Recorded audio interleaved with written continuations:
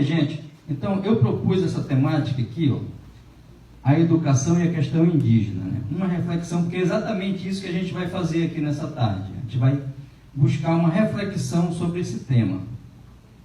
Inicialmente, até para denotar a importância disso, né, eu trouxe aqui uns dados oficiais do IBGE sobre a quantidade de índios que estão vivendo hoje no Brasil. Evidente que essa divulgação aí foi de 2010, já deve ter muito mais, né? É porque o IBGE ele vai atualizando essas datas de 10 em 10 anos, então daqui a pouco já está saindo um novo censo e a gente já vai ter um número maior. Mas por enquanto é esse o oficial que a gente tem. Então atualmente a gente está com 817.963, isso da data de 2010, tá bom? Esse quantitativo aqui está dividido em 305 etnias e que falam 274 idiomas. Veja, logo abaixo, a gente verifica aqui, ó, que em 91 havia menos de 300 mil índios. E no ano 2000 já havia um pouco mais de 700 mil. Então, dá uma sinalização de que está dando um aumento. E agora, essa questão desse quantitativo aqui, quando a gente vai comparar com a estimativa de quantos indígenas existiam quando os portugueses chegaram no Brasil, aí você tem uma disparidade nesse número, porque as estimativas eram de que havia de 5 milhões para mais de indígenas morando nesse território, quando esse território foi encontrado, vamos dizer assim, pelos portugueses.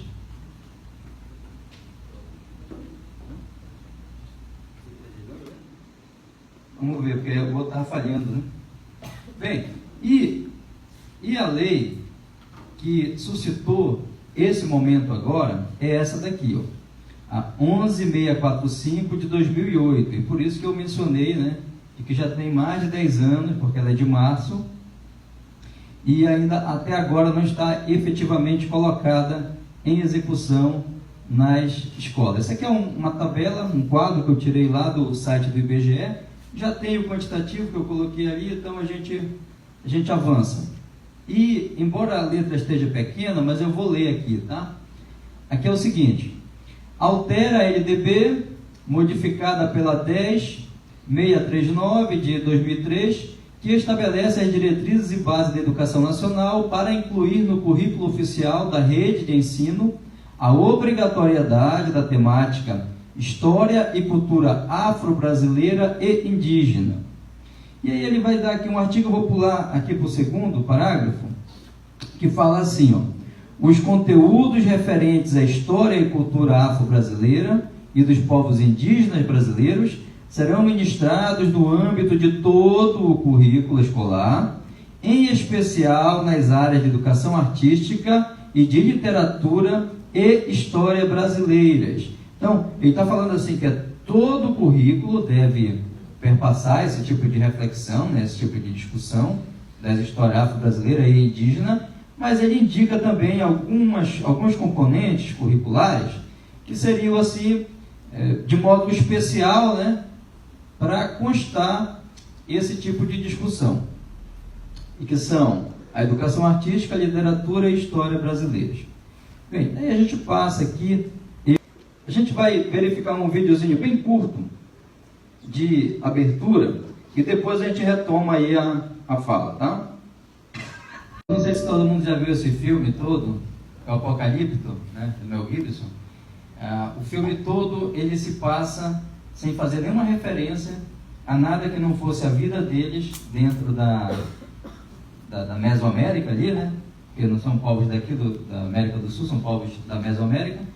E ao final tem esse desfecho, né? O filme acaba aí porque para eles também acabou aí, né? Na hora que os espanhóis chegaram e conquistaram, invadiram, destruíram inclusive as civilizações que havia lá. Mas a questão é a seguinte: por que começar uma reflexão a partir de uma imagem como essa? Porque hoje a gente tem muita, né, discussão, somente pela internet, né, a gente vê as pessoas se manifestando a respeito, sobre o índio que é terra, né? Indígena hoje está querendo terra. Vamos lá, eles moravam aqui antes, né? Parece que é como se eles fossem pessoas impertinentes, enxeridas, que estão querendo mais terra e mais terra. Parece que as pessoas às vezes até esquecem esse início, né? Então, eu acho que uma reflexão como essa é preciso que a gente comece do zero mesmo. Vamos iniciar por onde tem de começar, que é baseado na experiência do contato.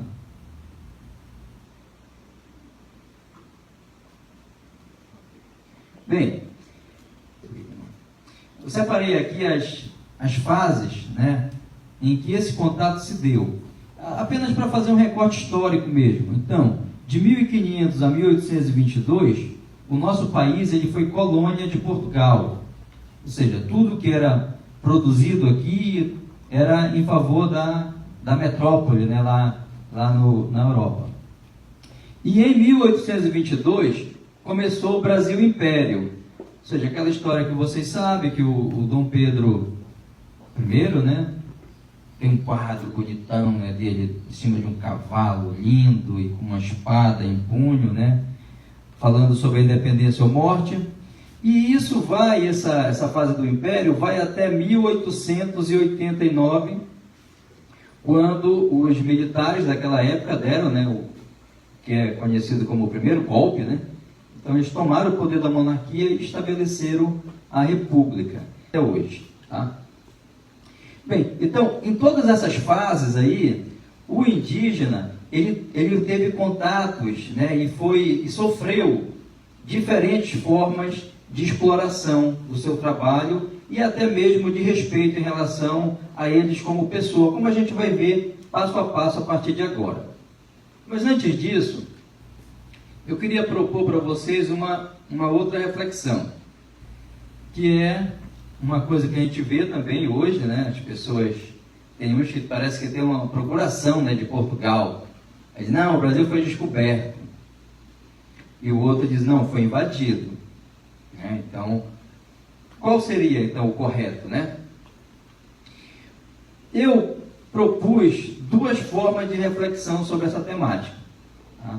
A primeira é tentar fazer com que a gente fique na posição, ou seja, ocupe o lugar de um indígena. Do que ele sentiu na ocasião, né? E para isso eu vou propor um tipo de reflexão aqui. Imagine que os piratas do Estreito de Breves, tem um pessoal lá que recebe esse nome, vocês sabem disso, né? Eles assaltam, né? Eles têm umas embarcações menores e rápidas que pegam os barcos que estão passando por ali, eles entram, tiram os pertences das pessoas, enfim. Mas enfim, vamos supor que esses piratas, daqui de perto, descobrissem que os professores, os gestores da SEDUC e da CEMED, que são vocês, têm riquezas guardadas na casa de vocês. E eles vão arregimentando mais gente e vêm nessa direção aqui e finalmente chega na sua casa. Toma a sua casa. Coloca você lá num pedacinho do quintal da sua casa. Você vai ficar aí, ele vai poupar você, porque ele vai precisar que você lave a roupa dele, limpe a casa, faça comida, mas vai deixar você morando ali num cantinho do que era seu, não é seu não, seu quintal, né? Se você estivesse numa situação dessa, para você, esses piratas teriam descoberto a sua casa ou invadido? Parece bem simples, né, de responder. Vamos olhar aqui no dicionário, então. Porque, na realidade, não há polêmica sobre isso, né? Quem faz polêmica sobre uma coisa dessa é porque não parou para refletir a respeito. Veja, na minha época, a gente parece que tinha uma relação mais humilde em relação ao conhecimento. Porque quando a gente dizia que não conhecia alguma coisa, a gente ia no pai dos burros, não era assim que chamava? E não era nenhuma ofensa dizer isso naquele tempo. A gente ia no dicionário buscar o significado das palavras. Hoje, com a informação está tão fácil, né, na internet, as pessoas já acham que sabem de tudo. Ninguém mais desconhece nada. Todo mundo está apto a emitir uma opinião, seja ela mais absurda possível, sobre um tema, sem sequer estudar a respeito. Vamos dar uma olhadinha aqui no dicionário. Então, veja só, o significado de descoberta. O primeiro aqui, ação de descobrir, de remover o que protegia, ocultava, descobrimento. Está meio longe, né? Mas tem uma parte aqui embaixo, ó, relacionada à história. Feito histórico que marca a conquista, dominação ou exploração de um território desconhecido, descoberta das Américas. Opa, tem a ver com a gente aqui, ó. Vamos aqui para o invadido. Invadido vem do verbo invadir, o mesmo que ocupado, acometido, penetrado, avassalado, que significa tornar alguém vassalo, não é? E espalhado, adentrado, alastrado, conquistado e estendido. De toda forma, o próprio dicionário também já responde a mesma coisa que a gente chegou aqui à conclusão, não é? Então não há polêmica sobre isso. E por que é importante começar a falar disso, desse momento? Porque muitas coisas que a gente hoje, aqui no século XXI, repete sobre indígena, é resquício dessa época do contato. E isso vem passando de tempos em tempos, como a gente vai verificar aqui na tarde de hoje. A primeira coisa que eu queria mostrar para vocês é essas alegorias aqui. Todos vocês conseguem ver bem? Até estão atrás? Conseguem? Essas alegorias aqui, naquele tempo não tinha TV, não tinha rádio, né? Não tinha um meio assim mais ágil de comunicação. Então, como é que eles faziam essa divulgação dessas informações? Eles faziam tipo umas revistas e iam passando. Claro que nem todo mundo ia ter contato, né? Mas, pelo menos quem estava ali em torno da nobreza tinha. E veja só, tenho duas alegorias aqui que foram relacionadas ao descobrimento das Américas. Essa primeira aqui, você pode notar que você tem aqui um português, né, um conquistador, um colono, bem elegante, bem vestido, né, numa postura amistosa aqui, ó, em relação, aqui está uma caravela ou uma nau, talvez seja até uma nau, né, aqui numa postura bem amistosa, o indígena numa rede, que eles são preguiçosos, né, há muito tempo isso vem sendo propagado, né? Então ele está onde? Está numa rede aqui de boa. Ali estão sentados, ali atrás, aqui os animais, olha. Porque bem pertinho aqui um animal parece até um pouco feroz, né? Um musculoso, perto dele, porque tinha também essa questão de fazê-los parecer com qualidades animalescas, né? Tinha relato de como se eles nem fossem humanos tanto quanto a gente. Essa outra aqui, ó, alegoria, ela o nome dela é América, né? Retratando como os povos daqui foram encontrados. Você vê aqui então uma mulher nua, né? Mas a pessoa que desenhou teve o cuidado de colocar tipo um pano em cima da vergonha, né? É assim que eles relatam nas primeiras escritas, né? Nas vergonhas, e está em cima de um tatu. E é um tatu assim meio, sei lá, mutante, né? Porque é um malvado, né? Uma cara feia de mal, mas está ali tendo relação ali direta com e íntima ali, né? Domesticada por uma nativa da América. Sempre nessas gravuras, né, nessas pinturas que eram feitas com essa temática do descobrimento, sempre está bem claro essa diferença entre o que é ser civilizado e o que é ser selvagem, que foi o termo que eles usaram para descrever essas populações. Aqui é um quadro mesmo, que é o desembarque do Cabral. Eu tentei achar na internet uma imagem melhor, não consegui. Então ela está realmente muito embaçada, mas acho que dá para vocês notarem aqui que são os índios, né? Todos surpresos, e o Cabral está bem aqui, também bem elegantinho, né? E aqui chegando o pessoal da igreja e tal, tudo numa grande e muito bonita harmonia, né? Então todo mundo chegou com amizade, deu tudo certo, foram bem recepcionados pelos indígenas, recepcionaram bem os indígenas, e essa é a história oficial do contato. Ainda nessa temática, nós temos um documento, né, que está disponível, inclusive na internet, que chama a Carta de Pero Vaz de Caminha, que é uma foto de como que é ela original, né, feita no papel grande, são 27 páginas, onde ele relata esse contato, esse primeiro contato com essas populações, e quer dizer, então não há qualquer tipo de ilação de que isso não aconteceu. Isso aconteceu e está documentado, está registrado. A partir desse momento, a gente está trabalhando com a data de 1500, mas mais adiante a gente vai ver que talvez não seja essa a data correta, né? Porque, como a história oficial é de 1500, então é essa que a gente vai usar. Então, durante 34 anos, né, em quase 3 décadas e meia, Portugal não fez assim uma administração, digamos assim, profissional dessa região aqui, porque eles chegaram aqui e antes deles chegarem aqui, eles tinham toda uma coisa diplomática, né, porque a outra força imperial, né, que havia na época era a Espanha, e a Espanha também estava por aqui por perto, então teve de ter todo um acordo diplomático para que eles conseguissem explorar bem essa terra aqui.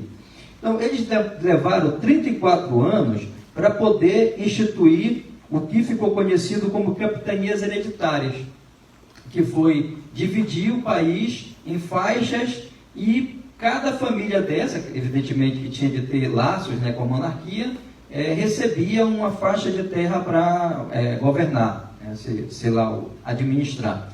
E a partir de então, que o país foi sendo ocupado, e até também porque, como tinha franceses já para cá, né, tinha holandeses também já navegando, porque essas novidades, elas chegavam nas famílias lá de monarcas, na Europa, e você sabe, né, que os monarcas eram assim, tipo, a filha de um cara de um reino casava com a outra, então na realidade os bastidores, eles eram todos acessíveis para as monarquias da Europa. Então os pais, olha, vamos atrás de novidade para lá, e novidade para eles era riqueza, era pilhar a riqueza dessas terras.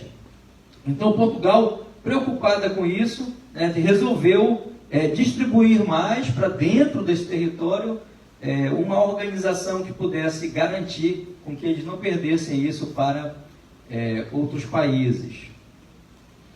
Muito bem, aí eu peguei só um trechinho dessa carta para a gente dar uma olhadinha. Eu sei que está pequeno aí, então eu vou ler, é bem pequeno, tá? Então aqui, ó, Carta do Achamento do Brasil, foi escrita por Pero Vaz de Caminha em Porto Seguro, entre 26 de abril e 2 de maio de 1500. Abre aspas. A pele deles é parda e um pouco avermelhada, tem rostos e narizes bem feitos, andam nus, sem cobertura alguma, nem se preocupam em cobrir ou deixar de cobrir suas vergonhas, mais do que se preocupam em mostrar o rosto. E a esse respeito são bastante inocentes. Ambos traziam o lábio inferior furado e metido nele um osso verdadeiro, de comprimento de uma mão travessa, e da grossura de um fuso de algodão, fino na ponta como um furador. O cabelo deles são lisos, e os usavam cortados e raspados até acima das orelhas, e um deles trazia como uma cabeleira feita de penas amarelas, que lhe cobria toda a cabeça até a nuca. Ele estava fazendo referência a um cocá, que algum indígena estava usando com penas de algum pássaro.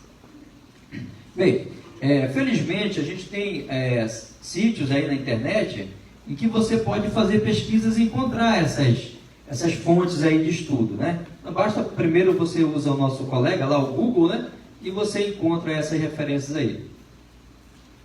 Veja só, pessoal, naquela época como tinha falado ainda há pouco, né? Como as famílias elas eram todas, né, conectadas por laços de casamento, rapidamente o pessoal lá de Portugal ficou sabendo das riquezas encontradas na Centro-América, ali no México, na região onde hoje é o México.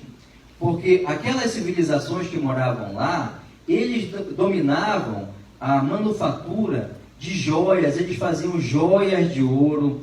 Lá tinha uma montanha de prata, tem uma cidade lá que é a cidade da prata, mas eles já levaram tudo, claro, né? Porque tinha mesmo quando eles chegaram lá. Então, quando o Cristóvão Colombo, em 1492, ou seja, 8 anos antes da descoberta do Brasil, né? Ele teve contato com aquelas ilhas das Antilhas e mesmo com o Golfo do México, ele notou, até na vestimenta do pessoal, porque eles faziam as coisas de ouro para se vestir, que era um local que tinha muita riqueza. Ou seja, que era um local adequado para eles irem e tomar tudo deles, né? Como de fato conseguiram. Essa era uma das formas clássicas de colonização. A outra, que era pilhar riqueza, né? Roubar o que eles tinham. A outra forma clássica de colonização era, como por exemplo, no caso do Oriente, em que eles chegavam lá e o Oriente sempre foi muito forte no comércio, então eles pela força manterem uma relação desigual no comércio onde eles lucrariam. Então, além deles pilharem, deles roubarem as riquezas, né, que para eles era ouro, prata, essas coisas, eles também mudavam a lógica do comércio para que eles lucrassem.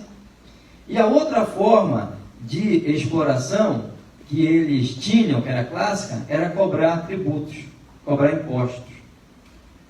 E isso se estabeleceu como uma regra em toda a empresa colonial. Só que no Brasil foi diferente. Porque quando eles chegaram aqui não tinha um comércio estabelecido, que os índios daqui não tinham. Aqui não tinha como cobrar imposto de índio, porque eles eram nômades, eram pequenas comunidades nômades, não tinha uma sociedade estabelecida. E eles não encontraram as riquezas e eles queriam roubar.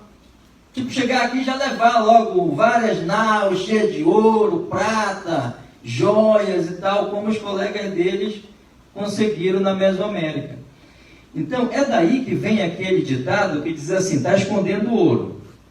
Porque a todo momento que eles tinham contato com os nativos, eles davam um presentinho, né? Davam um pedaço de pão, um espelho, um negócio, querendo que eles mostrassem onde estava o ouro. Que eles não acreditavam que eles não tivessem aquela... Porque tem ouro no Brasil, mas não era assim como eles imaginavam, né? Como no México, uma montanha, por exemplo, cheia de prata. Então, tipo, quase malogra, né? Essa experiência colonial aqui, porque as formas clássicas de exploração não tinham, eles não encontraram. Então eles tiveram de pensar e começar do zero para poder fazer algo para não ser em vão, né? Como é que você vai fazer uma empresa dessa e vai ser em vão? Então foi criado aqui no Brasil uma empresa territorial e isso está na obra do Caio Prado Júnior, tá? Então, basicamente, eles constituíram uma empresa aqui para mandar os insumos que eles encontrassem, logo de cara, né, muita madeira do pau-brasil, e aproveitaram aqui para plantar, né, cana-de-açúcar e exportar isso a partir daqui. Então, esse é o atestado de nascimento do Brasil, segundo o Caio Prado Júnior. Agora, veja só, pessoal, quando essas naus e essas caravelas, elas vinham numa armada para uma conquista, elas traziam aí, em média, de uns 1.500 homens armados, né? A caravela é aquela menorzinha, que é mais ágil, né? Que vai mais perto dos portos, e a nau é geralmente a que trazia o comandante, né? Que era um negócio mais maior, mais luxuoso, mais confortável, e também onde tinha o alimento, né? Armazenado. Esse pessoal que vinha para cá, ou que ia para qualquer outro lugar, eles não iam para ser trabalhadores braçais. O papel deles era ser soldados, né? Então, por exemplo, no momento em que você estabelece uma empresa territorial aqui, pela lógica, Quem é que vai trabalhar? Quem estava aqui. E isso é interessante fazer essa reflexão, porque a escravidão do indígena, ela não é muito debatida, como é, por exemplo, a escravidão do negro, não é? Então, os primeiros escravos, ou seja, a mão de obra primeira que foi escravizada foi do indígena, e isso não foi por pouco tempo, não. Vai ter uns documentos oficiais dizendo que não foi tanto tempo, mas a gente vai avançar um pouquinho mais e vai verificar isso. Então, veja só, podia ser, porque veja aqui o diretor, né, que está bem acomodado nessa cadeira, confortável aqui do Ministério Público, né? Aí podia ser que ele, como uma pessoa boa que deve ser, né? Se ele morasse nessa época, ele podia dizer assim, olha, mas isso daí parece que é errado, gente. Podia ser que ele chegasse lá, olha, é errado você pegar uma pessoa, escravizar, né, colocar ela para trabalhar até a força dela se exaurir. Não está certo isso, gente. Podia ter alguma questão moral aí, não era? Que a pessoa julgasse que era errado. Então, para resolver esse problema, já tinha um documento emitido pela Igreja Católica, né, que é uma bula papal, Dum Diversas é o nome dessa bula, e ela é data de 1452, em que ela autoriza, sabe o que, gente? Olha aqui, ó, a perpétua escravidão. A Igreja Católica emitiu um documento que autorizava que as pessoas fossem escravizadas perpetuamente. Vamos ler aqui o texto. Nós lhe concedemos por estes presentes documentos, com nossa autoridade apostólica, plena e livre permissão de invadir, buscar, capturar e subjugar os sarracenos e pagãos e quaisquer outros incrédulos inimigos de Cristo, para quê? Para a perpétua escravidão. Veja, nesse conceito aí de pagão, entra qualquer povo que não professa a religião cristã. Então, estava liberado. A questão moral, então, ela, né, se diluía aí, porque quem comandava, né, quem dizia o que era certo e errado na terra, estava autorizando a fazer isso. E nesse tempo aqui é interessante a gente recapitular, porque hoje a Igreja Católica, ela não tem assim um poder, né, tão grande. Então, de repente uma pessoa desatenta pode pensar, mas o que a Igreja Católica está se envolvendo com isso, né? A Igreja Católica nessa época era uma potência, inclusive bélica, ela tinha exército. A Igreja Católica fazia guerra, fazia paz, dizia o que era o certo e errado. Ela era praticamente a mediadora ali desse período do que deveria ser feito e o que não deveria ser feito. Então, quando ela emitia um documento assim, tinha valor mesmo, né? E além disso, ela ainda lidava com a fé. Porque assim, é certo que a grande maioria dos governantes, eles não eram de fato crentes, né? Mas alguns eram. E seguiam, ainda tinha mais dessas. Os que eram ainda seguiam porque acreditavam de fato na religião e nos preceitos religiosos. Então, era uma força pujante, muito forte, e ela acabava determinando realmente isso. Veja, ela era tão forte que ela foi quem dividiu, né, através do Tratado de Tordesilhas, qual era a faixa de terra que era para ficar para Portugal e qual era a faixa de terra que era para a Espanha. Porque eles começaram a ter conflitos aqui, porque ambas essas forças estavam na América. E nessa época, o Papa era espanhol, que era o Rodrigo Borgia, que ficou conhecido como Alexandre VI. E ele era espanhol, então ele estava assim, meio que pro lado do espanhol, né? Querendo favorecer o espanhol, e os portugueses foram lá e fizeram tipo igual a promotora, né? Deram uma prensa lá no Papa, e aí eles fizeram um tratado, digamos assim, mais justo, lá nos moldes deles.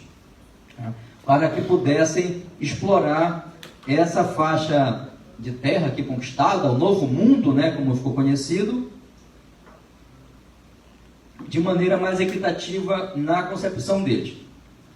Quando eu falei ainda há pouco sobre essa data de 1500, é porque é estranho mesmo. Verifique só esse texto aqui, ó. Com esse novo acordo, que é o Tratado de Tordesilhas, que ele vem depois dessa bula papal aqui, ó, de 1493, essa bula aqui era que estabelecia as regiões, né, em que cada um iria explorar. Então tem esse texto aqui, ó. Com esse novo acordo, Portugal assegurou sua autoridade sobre parte dos territórios do Brasil, que teve sua descoberta anunciada 6 anos mais tarde. Ou seja, 6 anos mais tarde, 1500. Então, em 1494, aqui, eles já sabiam que existia o que a gente conhece como Brasil hoje. Mas só anunciaram a descoberta, né, nessa data. Não sei se cabalístico, se já tinha aqueles cálculos lá, né, de numerologia, não sei. Mas é por isso que essa data de 1500 ela é esquisita. Então, voltando aqui para o texto original, né, a gente já tinha chegado à conclusão que não tinha outro povo que pudesse fazer o trabalho pesado. Foi o índio, né, que teve de fazer esse trabalho. Então, os portugueses, eles recorriam a 3 métodos de exploração do trabalho, e esses métodos eram concomitantes, aconteciam ao mesmo tempo, dependendo de quem estava à frente da exploração colonial. Veja, o primeiro era essa escravização pura e simples, pega o cara, força a trabalhar e pronto. A segunda era campesinato indígena, que era feito pelas ordens religiosas, né? Notadamente os jesuítas, que foi a ordem religiosa com maior força nesse período e depois se tornou a ordem religiosa mais rica da Igreja Católica. Os jesuítas retiravam os indígenas das suas aldeias, das suas comunidades, aí eles faziam lá, eles tinham uma estrutura, né, onde tinha a igreja no centro e as casas deles, onde eles ficavam alojados, em frente, né? Numa tentativa de tipo um centro agrícola, onde eles iam ensinar, além da religião, os trabalhos que eles queriam, na verdade, tirá-los do seu ambiente natural e forçá-los a uma vida nos moldes dos ocidentais. Essa era a lógica deles. E a outra forma era uma integração gradual como o trabalhador assalariado. Mas esse assalariado, eu estava lendo que não é um assalariado igual a gente. Tem um salário e decide depois o que comprar com o que ganhou. Eles davam alguma coisa para o indígena, tipo um espelho, por exemplo. Mas, às vezes, era algo inútil, assim, do ponto de vista da sobrevivência, né? Porque ele não tinha, ele estava cercado ali, eles eram comandados, levavam para trabalhar, depois trazia de volta, não era um trabalhador livre. Então, às vezes, não dava muito certo isso. E como os indígenas não tinham perdido o seu contato com a natureza, né, frequentemente eles fugiam desses lugares, de modo que essa mão de obra aqui, indígena, ela não conseguiu se estabelecer como a principal mão de obra na colônia por uma série de fatores, inclusive pela morte dos indígenas, porque o indígena ele morria frequentemente pelo simples contato com o europeu.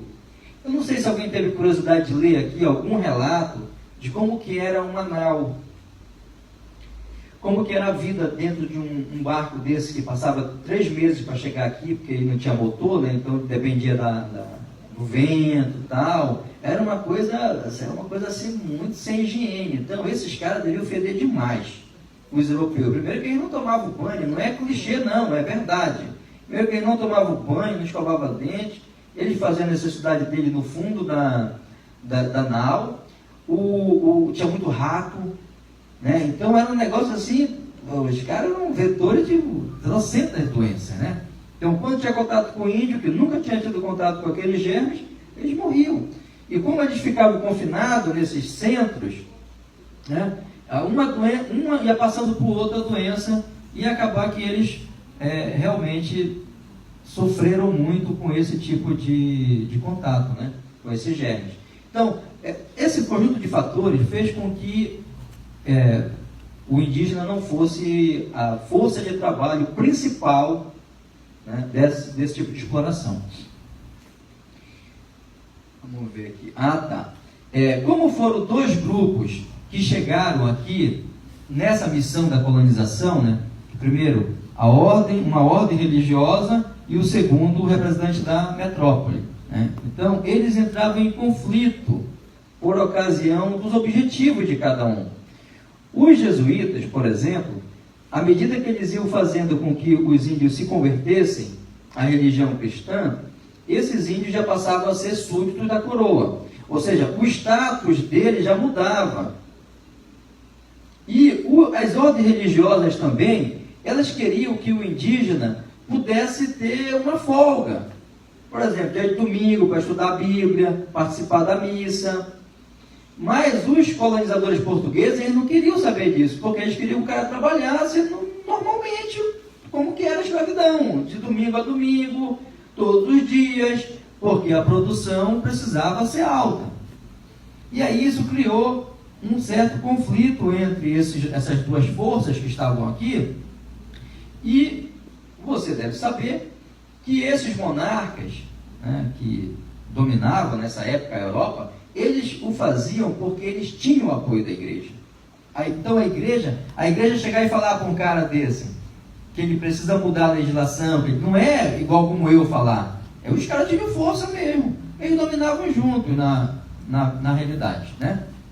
Então veja só, nesse caso aqui, foi feito uma legislação para proibir a escravidão do indígena 70 anos depois do descobrimento. Tá? Mas a grande questão não havia fiscalização se os colonos daqui queriam obedecer. A metrópole mandou a legislação, mas não tinha fiscalização. Vocês acham que os indígenas pararam de ser escravizados? Até recentemente, né? Não pararam de ser escravizados. Mesmo que tivesse essa legislação aqui, eles não pararam. Até porque essa legislação dava mais brechinhas, né? Dizia assim, olha, mas se o índio for hostil, aí era justificável ele ser capturado e ser escravizado. Qual era a outra forma? Guerra justa. Guerra justa era assim, o indígena, sei lá, foi lá e matou um colonizador. Aí era um motivo de guerra justa. Aí o colonizador ia lá na comunidade do indígena, fazia a guerra justa, e o que sobrevivesse ele podia escravizar. Agora, quem é que vai saber se o cara... Eu podia forjar, né? Até porque se fosse no tribunal, quem é que ia entender o que o indígena está falando? Então, na realidade, essa legislação, ela foi meio igual aquele ditado, né? Meio para inglês ver, né? Na prática, ela não funcionou muito bem. Bem, a gente viu lá aquelas primeiras alegorias,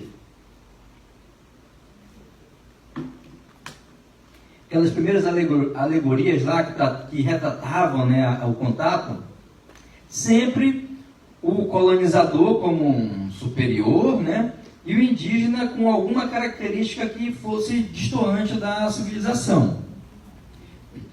A isso se chamou determinismo racial, porque eles explicavam que aquela civilização que estava dominando era porque ela tinha qualidades para estar ali.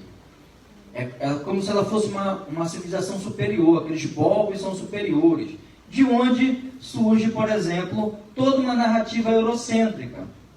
Né? Vou dar um exemplo do Papa que eu gosto, até falei ontem, né, do Alexandre VI, por exemplo. Grande parte desse rosto bonito que a gente vê de Jesus é filho do Alexandre VI, que ele pegava e mandava pintar a cara do menino, que era o César Borgia, por exemplo.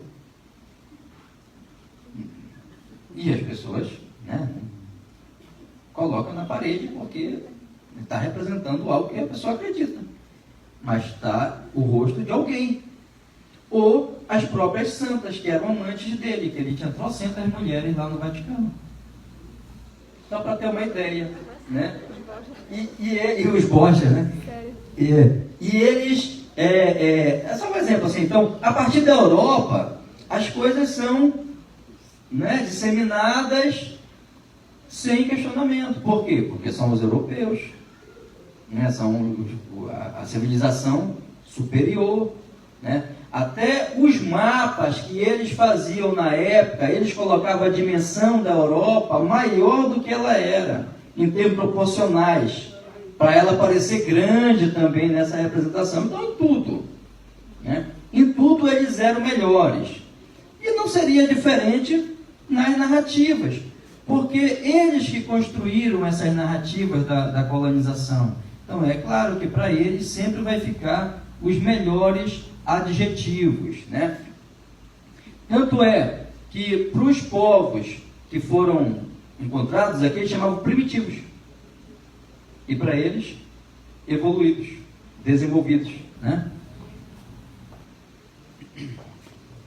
Vamos seguir. Outro tipo de descrição. Vamos ver aqui a descrição para o indígena. Selvagem, nudez, né? Porque o certo é usar roupa. Desprezo pelo trabalho. Desprezo pelo trabalho. Gente, que coisa absurda, né? Porque se o cara estava de barriga cheia, veja só, na lógica dele, ele pescou, caçou, comeu, encheu a barriga. Para eles não há necessidade de trabalhar mais. Então o que ele ia fazer? Dormir um soninho, né? Tirar a cesta, tomar um banho no rio, fazer sexo, que também é bom, não é? Fazer filho. E aí eu cito isso porque eu já ouvi gente falando na internet que não acreditam que havia 5 milhões de indígenas no país quando foi conquistado. Eu fico pensando, gente, o que impedia ele de ter filho? Olha, aqui em Monte Alegre, bem aqui pertinho de nós, a Ana Roosevelt fez datação de carbono em resquícios biológicos encontrados onde a gente tem ali o PEMA, que é aquele parque onde tem as pinturas rupestres. Você já deve ter visto pela TV, quem não foi lá, né? Ela datou de 11 mil anos uma população indígena que habitou aquele local. 11 mil anos. No Chile, foi encontrado recentemente resquício de 14 mil anos. E essa colonização tem 500 e poucos anos. Ou seja, os caras fazendo filho durante 11, 14 mil anos, não vai dar 5 milhões? Eu acho que dá. Não é? Então, é evidente que esses camaradas aqui, ó, eles, não era que eles tivessem desprezo pelo trabalho, senão eles morreriam de fome, né? Porque caçar é um trabalho, pescar é um trabalho, plantar é um trabalho, fazer farinha é um trabalho, não é? Eles só tinham uma concepção de trabalho diferente da nossa. E a outra coisa, canibalismo. Havia tribos canibais? Havia, mas era minoria. E não era que eles, estão com fome, vou matar quem dá ali para comer. Não era nessa lógica, né? Era numa outra lógica que tinha a ver, inclusive, com rituais deles. Mas aí, tudo isso... outra coisa, o desconhecimento de Deus, né? Mas do Deus ocidental, né? Porque eles tinham também as crenças dele, as divindades dele, inclusive até hoje. Sincretizado, misturado, mas ainda mantém, né? Olha, então, essas questões aqui, que fizeram com que, segundo os relatos, né, nos documentos, que fizeram com que eles fossem associados a características animalescas, a bestas, né? E isso fez com que desse força para que eles fossem desconstruídos, né? Para que eles pudessem estar mais subjugados à conversão, que era o objetivo dos religiosos. E aqui, a gente vai entrar rapidamente nessa questão da substituição do trabalho do indígena, e essa substituição está entre aspas mesmo, porque de fato eles não deixaram de ser escravos, né? Mas de alguma forma eles foram substituídos, porque a gente vai verificar agora. Vamos pegar esse cara aqui que é bem famoso, né? Todo mundo já ouviu falar dele. E ele traz um relato bem interessante, porque assim, gente, vamos fazer colocar a mão na consciência, né? Por que da necessidade de tentar explicar isso? Veja, Portugal realizou 29 mil viagens trazendo nativos africanos para essa região aqui. 29 mil travessias são registradas. Nessas 29 mil travessias, eles trouxeram mais de 8 milhões de africanos, dos quais 5 milhões e meio só para o Brasil. O Brasil, de longe, é o local que mais recebeu pessoas escravizadas. E desses, 660 e tantos mil morreram nessas condições que eles faziam as pessoas ficarem lá no porão das naus. Então, veja, é preciso explicar isso, né?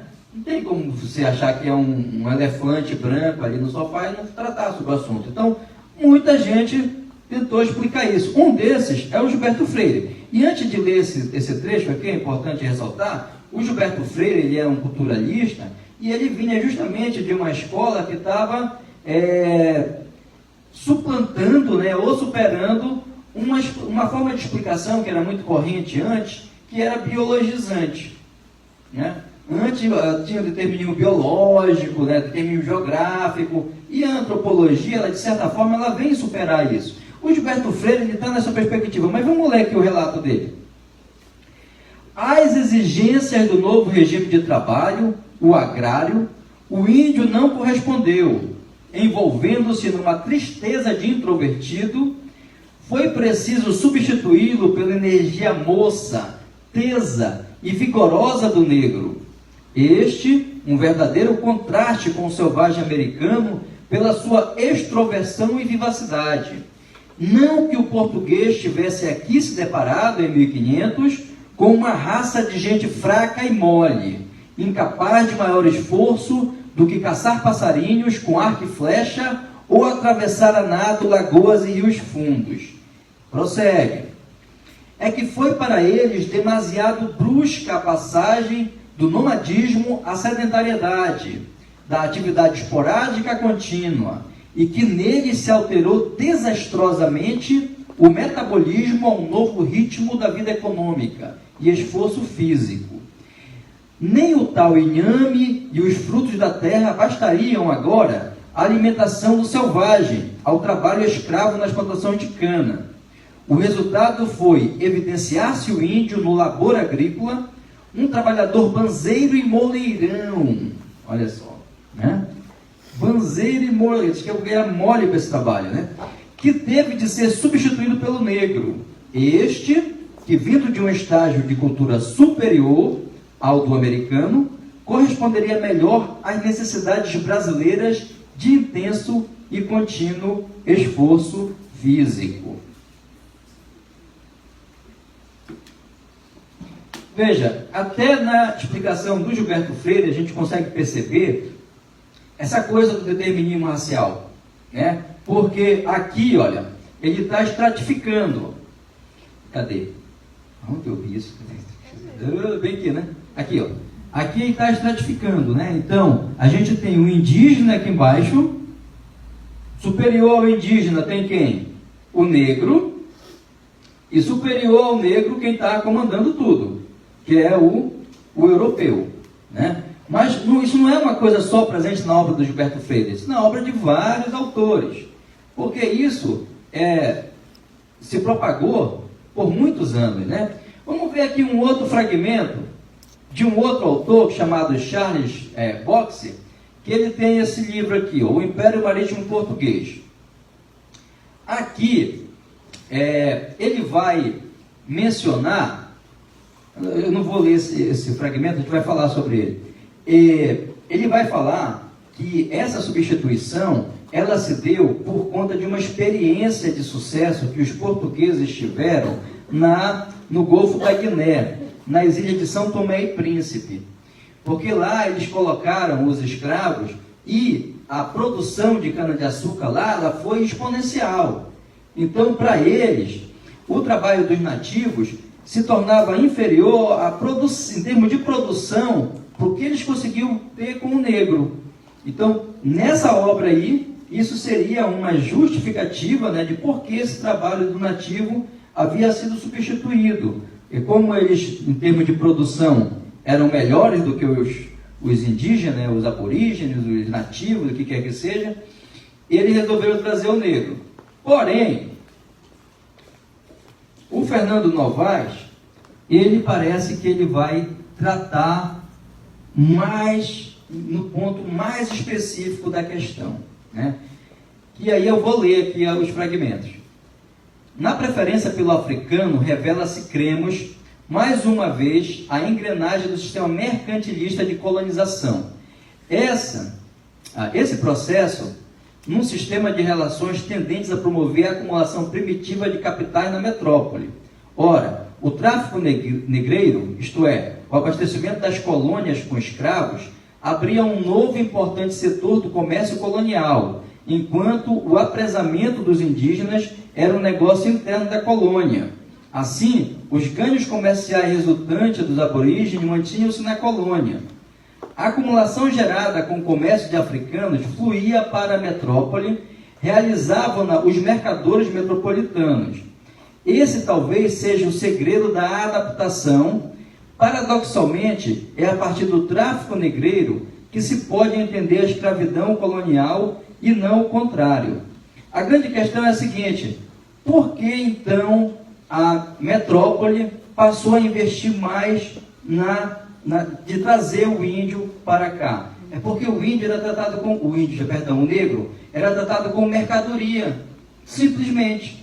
Ele não era um ser humano, ele era uma mercadoria. E quando você pega uma mercadoria e está trazendo ela de longe, o valor dela aumenta. Então, na realidade, eles estavam preocupados só com o comércio em si, com a lucratividade que eles teriam com esse comércio. E por isso, então, que essa diáspora foi tão grande. A quantidade de gente que foi feito cativo lá e trazido para cá é absurdo. Só a coroa portuguesa trouxe 8 milhões. E ainda teve os outros, franceses, espanhóis, né? Esse valor que eu falei, esse número de 29 mil, era só os navios, as naus com bandeira portuguesa. Então, veja só, na realidade, essa questão da escravidão, ela foi brutal para todos, não só para a questão do negro, mas para eles especialmente, porque foi feito em grande escala, né? Mas também para os indígenas que moravam aqui. E é isso que eu queria pontuar. Agora, eu gostaria de fazer um raciocínio aqui. Deixa eu olhar aqui a hora, porque tem um teto, né? Eu quero fazer... Oi? Sim. Eu quero fazer um raciocínio aqui para a gente compreender um pouco agora sobre a questão de como funciona as linguagens, né, os códigos, para que a gente possa compreender um pouco sobre os indígenas depois. E eu escolhi o Durkheim porque eu acho que ele dá uma chave para a gente fazer uma reflexão geral sobre isso. E eu queria propor aqui uma reflexão, que você faça uma reflexão. Todo mundo aqui tem filho? Os que não tiverem, faz de conta que tem. Tá? Suponhamos que você tivesse um filho, e o seu filho, ao começar a falar, aprender a falar, ele chegasse com você e dissesse: olha, pai ou mãe, eu não quero mais me comunicar em português. Eu quero, a partir de hoje, falar só em alemão. Não quero nada mais de português, só alemão. A grande questão é, essa criança, ela vai conseguir se socializar? Aqui eu estou falando que ele está aqui em Santarém, é filho de vocês. Ele vai conseguir se socializar? Não vai. Por quê? Primeiro, não tem escola que atenda em alemão. Você não sabe alemão. os primos dele não sabem alemão, os vizinhos dele não sabem alemão, ninguém sabe alemão para falar com ele.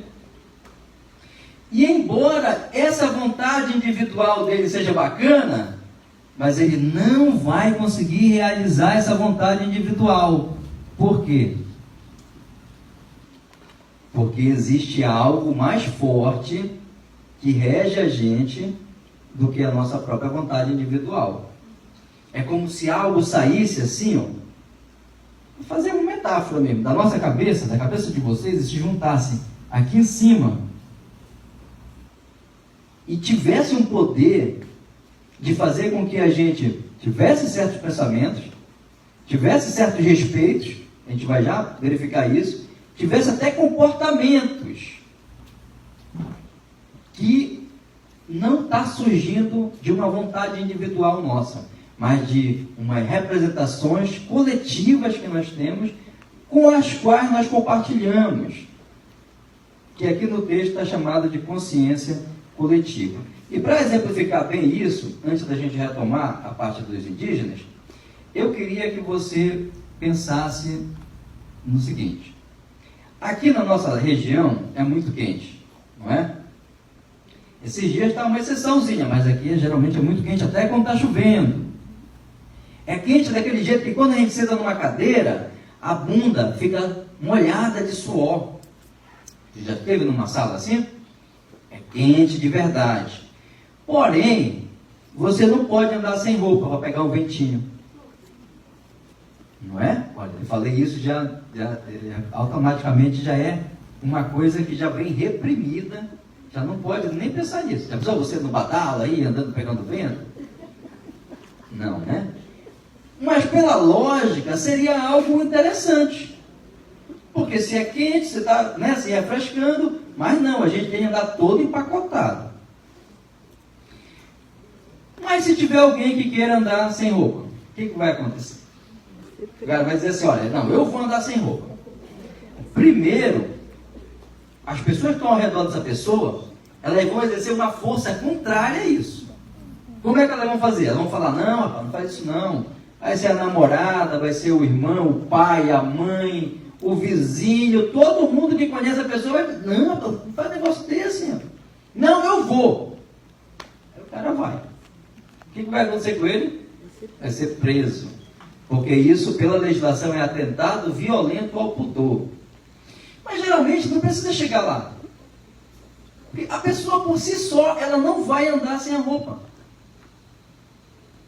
Porque tem alguma coisa aí que está atuando na nossa compreensão.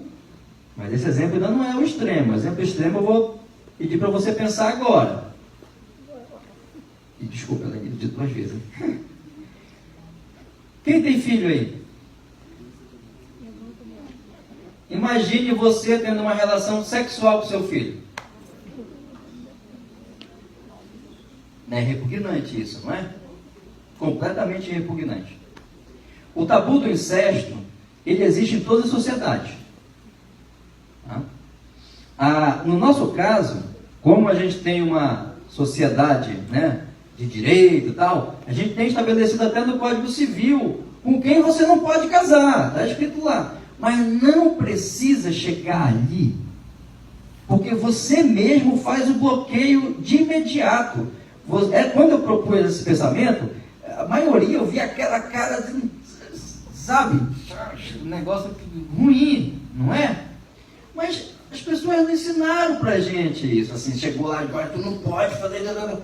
É porque a nossa linguagem, qualquer linguagem, ela traz consigo códigos que vão suscitar na pessoa que está compartilhando daquela linguagem respeito, comportamento, né? Até uma forma de pensar, forma de vestir, tudo. Porque a linguagem ela não é só para comunicar, ela é para organizar, ela é para fazer você obedecer também, né? Tem uma área aí de estudo que estuda só sobre isso, né? E uma vez eu estava lendo um livro que tinha um exemplozinho bem legalzinho, que era assim, a pessoa ia visitar outra, aí essa visita estava na casa há um tempo, né? Aí a pessoa que era anfitriã, né, que estava recebendo a visita, ela olhou assim pela janela e disse: nossa, vai chover. Aí outra pessoa olhou: é mesmo, já vou, senão vou me molhar. E a pessoa foi embora. Essa pessoa estava preocupada, podia estar, né? Preocupada, né? Essa menina podia pegar chuva, mas podia também estar querendo que a pessoa fosse embora. Não é? Estratégia melhor do que colocar a vassoura. Não é? Por quê? Porque esses exemplos simples, só para mostrar assim, a gente tem reações a partir da linguagem que a gente sequer reflete. E se isso acontece conosco, por que seria diferente de acontecer isso com um indígena, por exemplo, que fala também uma língua, que tem também um tipo de código, né? Em que ele é socializado e que também tem mensagens que têm a ver com a cultura dele, com as coisas que ele acredita. Então, eu gosto de fazer esse tipo de reflexão, porque eu acho que a melhor forma da gente compreender a coisa é a gente tentar se colocar no lugar do outro, né? Para ver se a gente tem um pouco de empatia. Porque às vezes a gente vê um comportamento e a gente, convenhamos, né, gente? A gente não é acostumado a refletir sobre muita coisa. Primeiro que a gente está no trabalho, não tem muito tempo, tem de fazer um plano de aula, tem de fazer isso, tem de fazer aquilo. A gente não para muito para refletir sobre as coisas. Tipo no momento desse que você está aí, ainda que você esteja meio sonolento, tem café, tá, galera? Mas a gente está no momento de pensar sobre isso, né? Veja, eu vou dar alguns exemplos agora de sociedade, populações indígenas, mas eu queria chamar a atenção para isso aqui também. Ó. Veja, eu estava falando lá no início, acabou o negócio? Estava falando lá no início sobre esses termos, né, a construção desses termos. Tá? E aí, não estou dizendo que o Durkheim é isso ou aquilo, estou dizendo assim, é uma constatação. Por exemplo, quando a gente vai falar sobre sociedades que não têm matriz lá na Europa, como é que vai ser tido aqui, ó, essa sociedade? Vão ser descritas como simples. É só uma base conceitual, depois eu vou explicar o que significa isso. Simples. Mas quando fala sobre a nossa, olha como é que ela é, ó, complexa. Né? Sempre você está colocando como algo assim, mais, né, elaborado, um negócio, uns termos assim, que dão essa conotação. Mas veja só, eu quero, a partir dessa reflexão de que a linguagem ela tem um certo poder, né, de comportamento e tudo, eu quero poder falar para vocês sobre isso daqui. Veja, quando você está indo para casa ou para qualquer lugar de ônibus, ou se você não anda mais de ônibus, mas você já andou antes, pensa aí, você vai batendo papo com todo mundo ou você vai na sua ali, na sua cadeirinha? Provavelmente você vai lá na sua, né? Você não conversa nem com quem está do lado, não é isso? E como é que uma sociedade como a nossa, que tem um nível de individualização tão grande, não se esfacela, gente? Porque isso é um nível de individualização muito grande, né? Você está no ônibus, você entra, você nem fala com o cobrador, só dá o dinheiro ali, senta, pronto. Chegou no seu ponto, você desce, acabou. Não é? Por quê? Porque tem um nível de individualidade muito grande na nossa sociedade. E por que ela não se esfacela, se é tão individualizada? Né? Por causa dessas forças que a gente estava vendo ainda há pouco. E por causa, no nosso caso, de uma questão que nos une, que é o trabalho. Na sociedade capitalista, que é a nossa, todo mundo precisa trabalhar. Então a gente precisa um do outro para manter essa estrutura de trabalho ativa, né? Seja ela qual for. E a partir disso, a gente tem outros elementos que fazem com que a gente tenha essa vida, né, em sociedade. Beleza? Com os indígenas, de modo geral, acontece de uma maneira diferente. Eu vou explicar para vocês agora. Veja, primeiro, que a principal aliança, geralmente, desses povos, ela acontece pelo casamento. Tá? Você deve ter um primo, uma prima, né? Que cresceu junto com você, ou seu próprio irmão, uma pessoa que você gosta muito, né? Que você, sei lá, é sua amiga de adolescência. Ou quando você vai numa festinha do aniversário do seu sobrinho, você encontra a parentada, são pessoas que você tem um certo apreço. Mesmo que você não goste de um parente ou outro, mas é diferente a forma como você se relaciona com essas pessoas do que a forma que você se relaciona com o pessoal do seu trabalho ou da sua vizinhança. Não é assim? Por quê? Porque são parentes seus. E eu estou falando que a nossa concepção de parente, ela é de sangue, né? Consanguíneos, não é isso? As sociedades indígenas, elas têm uma outra concepção de parentesco, que é cosmológica. Não é de sangue, é de cosmologia. Por exemplo, eu estudei uma sociedade indígena, que é a Munduruku, e eles estão divididos lá em 2 clãs, o vermelho e o branco, por exemplo. E como é que eles sabem quem é quem na história? Por causa do sobrenome. Então, quem é de um clã só pode casar com quem é de outro clã. Mas como que funciona na prática isso dentro de uma comunidade? Eu vou dar exemplo agora.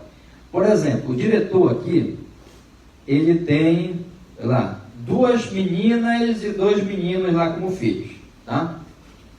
Se ele tem 2 meninas, ele vai receber na casa dele 2 genros. Tá? Aqui, o filho da professora Edna, agora vai fazer essa família se juntar aqui, ó.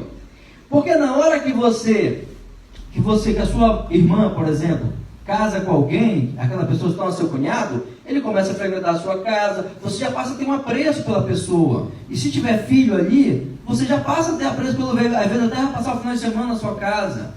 Esse tipo de sentimento, ele também é suscitado numa sociedade indígena, mas de uma forma diferente. Veja só, por que o homem vai morar na casa dos pais da esposa? Porque é uma troca. Ele é uma força de trabalho. Ele vai para lá para ajudar, se eles moram numa comunidade, a caçar, plantar, pescar, etc. E a família recebe ele em casa, e ele fica nessa casa até eles tiverem vários filhos. Geralmente os 5 aí saem para fazer a própria casa deles. Mas ali no caso do diretor, lembra que ele tinha 2 rapazes? Aí um rapaz vai casar com a filha dessa, que é a Maricele, e o outro com a filha da professora Edna. E já vão morar lá. E isso vai acontecer com todas as pessoas da comunidade. No final das contas, cada pessoa da comunidade vai ter um tio, um sobrinho, um cunhado, um neto nas outras casas.